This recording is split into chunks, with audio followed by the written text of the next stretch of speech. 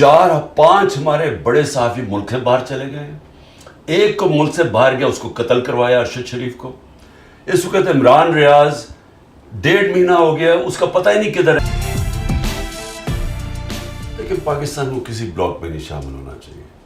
میں اصل میں ہمارے ہیں تو مخالف، لیکن میں ہندوستان کی فارن پالیسی کو بڑی میچور اور بڑی ذہین فارن پالیسی سمجھتا ہوں.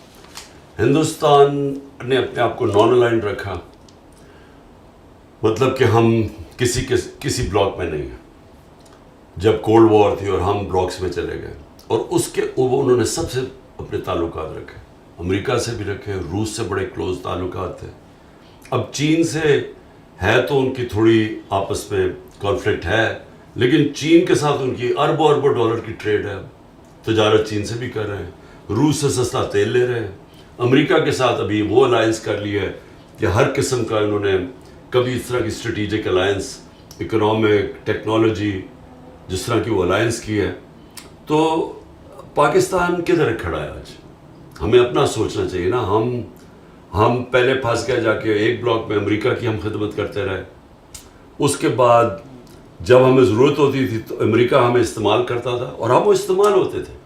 افغان جہاد میں ہم استعمال ہوئے، جب ٹیشو پیپر کی طرح استعمال کر کے پھینک دیا گیا.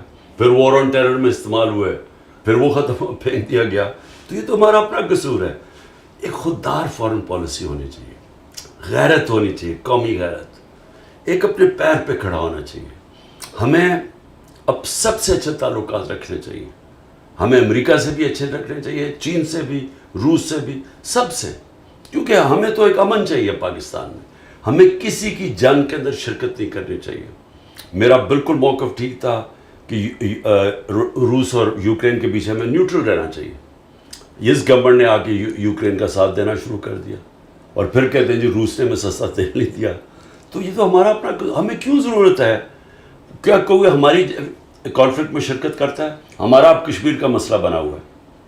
انہوں نے، ہندوستان نے یونائٹڈ نیشنز کی سیکورٹی کاؤنسل ریزولوشن کو باہر پھینک کے ان کی اسٹیٹہوڈ ختم کر دیے. 5 اگست 2019 میں. کیا کسی نے ہماری مدد کی ہے؟ کوئی ہمارے لیے بولا ہے؟ تو ہم کیوں کسی کی جنگوں میں شرکت کریں؟ دیکھیں، ہمارا ایک ملک ایوالو کر رہا ہے. 75 سال کی ہماری زندگی ہے. ہمارا ملک کیسے شروع ہوا تھا؟ ایک سیکیورٹی اسٹیٹ. کیوں؟ ہمیں خوف تھا.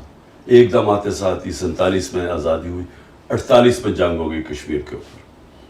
اس کی وجہ سے ایک خوف آ گیا کہ ہم 7 گنا بڑا ملک ہے ہمارا ہمسایہ، اور وہ ہمیں مانتا ہی نہیں ہے.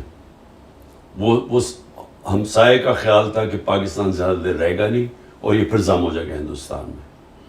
اس خوف کی وجہ سے ہماری سیکیورٹی اسٹیٹ اور قوم اپنی فوج کے ساتھ کھڑی ہو گئی، اور قوم یہ سمجھتی تھی کہ فوج کی ہمیں بہت ضرورت ہے. تو وہ ہوتا ہوا ایسے کہ فوج نے 3 دفعہ ڈائریکٹ مارشل لاز لگائے حکومت کی، اور جب نہیں بھی مارشل لا تھے تو فوج اندر ایک سسٹم کے انٹرنچ ہو گئی. میرا پوائنٹ یہ ہے کہ آگے جب ہم پڑھ رہے ہیں، کوئی بھی جو پرماننٹ چیز ہوتی ہے نا، وہ ہوتی ہے چینج.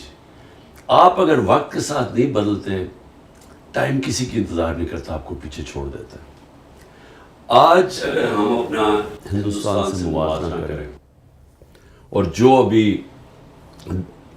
ہندوستان کی اور امریکہ کا جو معاہدے ہوئے ہیں، اور جس تیزی سے اب ہندوستان آگے بڑھ رہا ہے، اور جس تیزی سے ہم نیچے جا رہے ہیں، تو ہمارا مستقبل اب خطرے میں ہے. کیونکہ جو ہندوستان کی یہ جو بی جے پی یا RSS کی جو نظریہ، آئیڈیالوجی ہے، یہ پاکستان کو تسلیم نہیں کرتی. اور یہ پوری کوشش کرے گی کہ اگر انہوں نے یہ دیکھا جس طرح ہم کمزور ہوتے جا رہے ہیں، کہ وہ نریندر مودی کا بڑا ایک تکبر بھرا ہوا بیان آیا ہے کہ پاکستان تو اپنے بوجھ کے اندر ہی گر رہا ہے، ہمیں تو اس کی پرواہ نہیں کرنی چاہیے. لیکن وہ پرواہ کر رہے ہیں، وہ کریں گے پاکستان کو اور کمزور. تو ہمیں تو اپنے آپ کو، اگر ہم نے نہ بدلا، ہم نے اپنے آپ کو ایک حقیقی طور پہ جمہوریت اور رول آف لا نہ لے کے آئے پاکستان میں، تو مجھے افسوس سے کہنا پڑتا ہے کہ جو اب حالات ہیں، اگر اسی طرح ہم چلتے رہے، اس کا تو کوئی مستقبل نہیں ہے. لیکن مجھے ابھی تک سمجھ نہیں آئی کہ D G I S P R نے جو یہ پریس کانفرنس کی ہے، کبھی کوئی اس طرح یک طرفہ پریس کانفرنس کرتا ہے؟ بہت بڑا الزام ہے کہ فوج کے اندر بغاوت کی ہے. فوج کا مطلب ملک کے ساتھ بغاوت، جن کا جینا مرنا پاکستان میں، جنہوں نے کوئی لنڈن اور سارے دنیا کے باہر مغرب میں بڑے بڑے محلات نہیں بنائے اور جن کے بینک اکاؤنٹس باہر نہیں ہیں، جنہوں نے یہیں رہنا ہے، تو ہم تو سوچ نہیں سکتے کہ اپنے ملک کو ہم کمزور کریں فوج کو کمزور کرتے ہوئے. تو مجھے اس پریس کانفرنس کی سمجھ نہیں آئی کہ 9 مئی کو ایک ایونٹ بنا کے اور کوئی انڈیپینڈنٹ تحقیقات نہیں ہے کہ کبھی بھی پاکستان کی تاریخ میں کوئی آرٹیفیشل پارٹی چلتی نہیں ہے. زندگی میں کوئی شارٹ کٹ نہیں ہوتا. یعنی میں اگر یہاں تک پہنچا ہوں تو 27 سال کی سٹرگل ہے. 14 سال کی، جس طرح میں نے کہا تھوڑے سے لوگ تھے ساتھ، مذاق اڑتا تھا. آہستہ آہستہ پبلک کے اندر اس کی جڑیں گئیں، اس کا نظریہ گیا، اور آج سب سے بڑی اللہ کا کرم ہے جماعت ہے. لیکن کسی کا خیال ہے کہ اس طرح کی جماعت بنا دو اور ادھر ادھر سے لوگ توڑ کے لے آؤ، تو اس کی پبلک میں تو کوئی روٹس ہے ہی نہیں. جمہوریت کیا ہے؟ جمہوریت ہے آزادی. جمہوریت کیوں ہم چاہتے ہیں؟ کیونکہ ہمیں آزاد کر دیتی ہے. کیوں جو ملک جمہوریت جن میں آ جاتی ہے وہ کیوں تیزی سے ترقی کر جاتے ہیں؟ کیونکہ وہ لوگ آزاد ہو جاتے ہیں. ایسٹ اور ویسٹ یورپ دوسری جنگ عظیم کے بعد آدھا غلامی میں چلا گیا، ایک ٹوٹیلیٹیرین سٹیٹس بن گئی، آزادی ختم ہو گئی، اور جو آدھا یورپ تھا ویسٹرن یورپ آزاد ہو گیا. 50 سال کے بعد جو آزاد یورپ تھا وہ خوشحال ہو گیا، اوپر چلا گیا، جو غلام تھا وہ نیچے رہ گیا. ساؤتھ کوریا، نارتھ کوریا میں ڈکٹیٹرشپ آ گئی، ساؤتھ کوریا جمہوریت آ گئی، وہ اوپر چلا گیا اور وہ پیچھے رہ گیا. تو ہمیں یہ پتہ ہے کہ جمہوریت اور آزادی ساتھ ساتھ جاتے ہیں، اور اس کے لیے آزاد میڈیا بہت ضروری ہے. جب آپ میڈیا آزاد ہوتا ہے وہ تنقید کرتا ہے. ایک سسٹم، جب ایک سسٹم میں آپ تنقید کرتے ہیں وہ اس میں اصلاحات کی چانس ہوتی ہے. جب آپ تنقید ختم کر دیتے ہیں سسٹم ختم ہو جاتا ہے. اور وہی میں نے آپ کو جو مثال دے رہا ہوں کہ یہ سب معاشروں میں جب ڈکٹیٹرشپ میں تنقید ختم ہو جاتی ہے سسٹم پیچھے رہ جاتے ہیں. تو آزاد میڈیا تو بہت ضروری ہے. یہ ہے کہ اس کو ذمہ دار ہونا چاہیے، اس کے اوپر کربز ہونی چاہیے. جس طرح مغرب میں لائبل کیسز ہوتے ہیں، آپ کسی کی توہین نہیں کر سکتے، لیکن تنقید کرنا ایک معاشرے کے لیے تو خون ہے اس کا. میں چیلنج کرتا ہوں، ایک انگریزی میں لفظ ہوتا ہے، وہ کہتے ہیں کہ فالس ایکویولنس.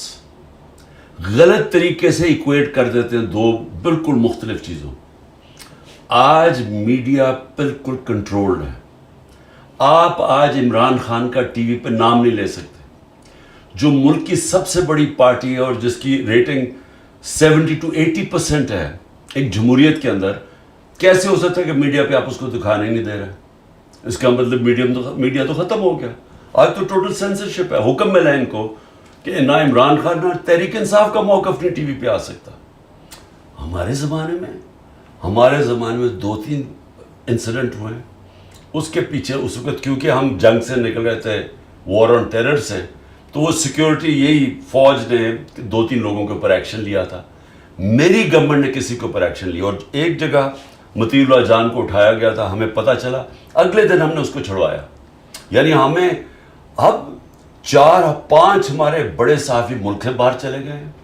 ایک کو ملک سے باہر گیا، اس کو قتل کروایا، ارشد شریف کو. اس وقت عمران ریاض 1.5 مہینہ ہو گیا، اس کا پتہ ہی نہیں کدھر ہے، اور عدالت کہہ رہی ہے اسے پیش کرو، اس کا پتہ نہیں ہے. 4-5 سینئر صحافیوں کو مارے پڑوائی ہیں. آپ تو کچھ کمپیئر ہی نہیں کر سکتے ہمارے دور اور اس دور کو. یہ تو مارشل لاء میں اتنے برے حالات نہیں تھے جو آج ہے.